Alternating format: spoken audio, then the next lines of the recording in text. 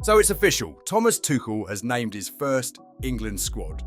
And let's just say there's a lot to unpack. Some big names returning, some shock inclusions, and a few players who will be feeling very unlucky right now. So today on Footy Bites, we're going through it all. By the way, we're a new channel trying to provide insightful updates on all things football. So if you enjoy, remember to like and subscribe, as it helps massively. Now, let's go through the full squad, player by player, and see what's what. Starting off with the goalkeepers, we've got Dean Henderson, Jordan Pickford, Aaron Ramsdale, and James Trafford.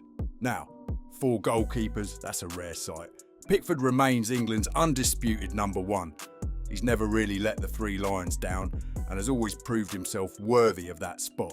But the real battle here is who backs him up. Ramsdale, despite his move to Southampton, is still in the mix, while Dean Henderson is getting game time at Crystal Palace. But the big talking point, James Trafford, the Burnley shot stopper, has been a clean sheet machine in the Championship, racking up 25 league shutouts and conceding just 11 goals this season. He's also the only Championship player in the squad, which speaks volumes about Tuchel's confidence in him. Clearly, he's viewed as one for the future. Moving on to the defence, we've got Dan Burn, Levi Colwill, Mark Guéhi, Reece James, Ezri Konsa, Myles Lewis-Skelly, Tino Livramento, Jarell Quansah, and Kyle Walker. Now this is where things get interesting. Dan Burn finally gets his England call-up at 32. Eddie Howe has called it well-deserved, and given England's lack of a natural left-footed centre-back, it makes sense. Burn's versatility is a plus. He can also fill in at left-back. The other major inclusion, Myles Lewis-Skelly. The Arsenal youngster is just 18 years old, and despite having no under-21 caps, he jumps straight into the senior squad. Clearly, Tuchel rates his versatility, as he can play as a left-back or in midfield.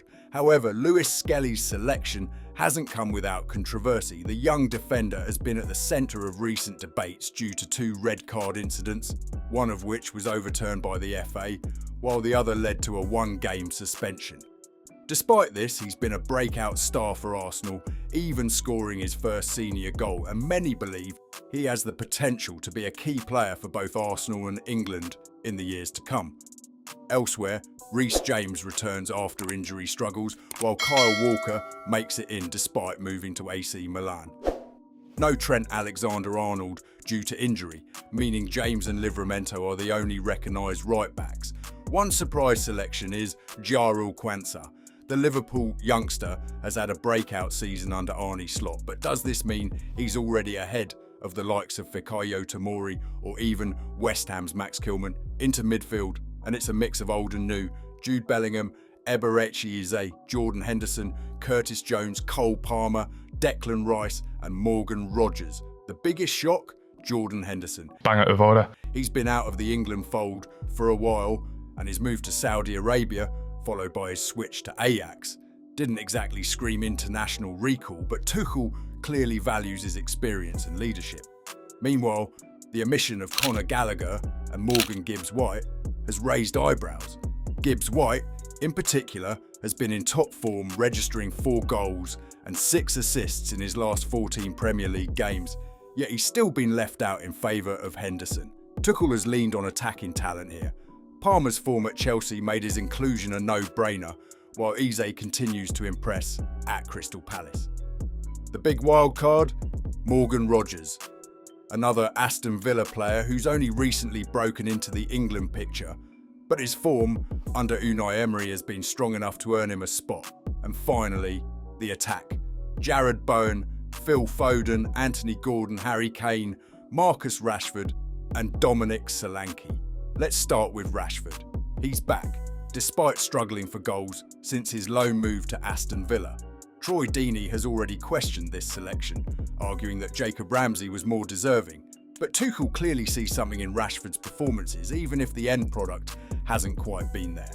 No surprises with Harry Kane leading the line, but the big shock, no Ollie Watkins. Instead, Tuchel has gone with Dominic Solanke, who's only just returned from injury. It's a bold call, but it suggests Tuchel wants a different profile alongside Kane. Another notable absentee, Jack Grealish. Injuries and inconsistent form have cost him a place, and Tuchel hasn't shown any loyalty to past reputations. So there it is, Tuchel's first England squad. Experience mixed with youth, surprises, snubs, and some big talking points. What do you think about Rashford's recall? Should Jordan Henderson still be in the squad? Did Tuchel make the right call leaving out players like Grealish, Gibbs White and Watkins? Let me know in the comments, and if you want more football content like this, hit that subscribe button. Thank you for watching, and I'll see you in the next one.